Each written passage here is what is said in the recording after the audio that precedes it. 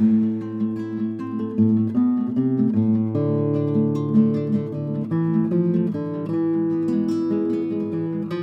in this video, I talk about how you can get out of a negative, disordered mindset. We go over the results of the problem and possible solutions, but there you will not find quick pie-in-the-sky solutions, but rather a sober and realistic approach. There was a circumstance in my life when I saw how a hard and fast rule could really help me concerning physical appearance, and it worked well for us, and we're using it as a springboard. Glad you could join us.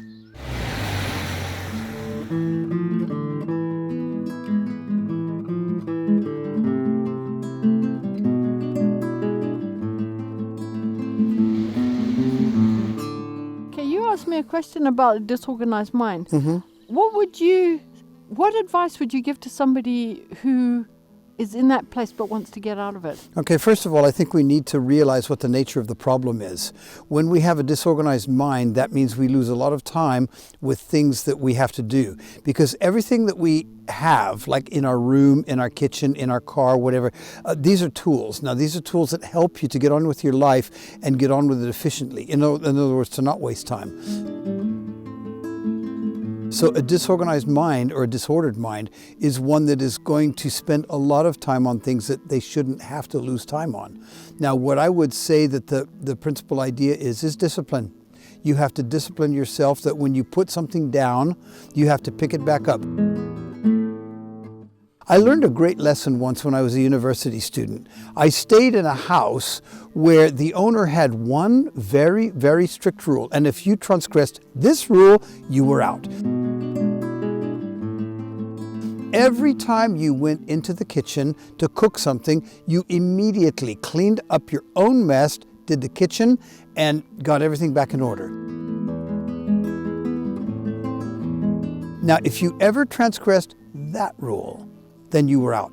But you know what? It made it so smooth. We were 3 bachelor men living in the same house, and that house was immaculate and very ordered and really easy to live in. It made it so much nicer. So I really took that on board as my template for later on in life, that when we take care of things, when they happen, it just helps us to not waste time. That's why I don't take my clothes and just throw them everywhere, because I know that these are my tools. My socks, I need to put them on my feet. My underwear, my shirts, everything, my trousers. I need to be able to get at them and know which one I need at any given time. My shoes. So that's what I would say. You need to discipline yourself.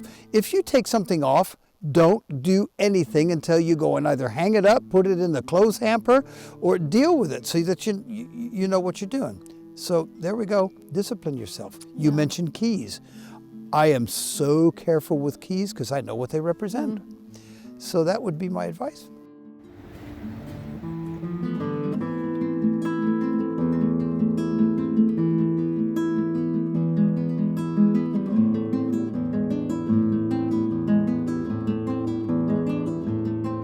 So there you have it, that terrible word, discipline.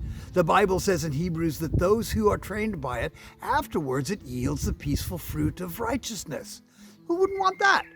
Next week we'll be going to Hong Kong, where Vincent will tell us of surprises that happened in his marriage with Ming Ming concerning everyday chores. Don't miss it. God bless and see you then.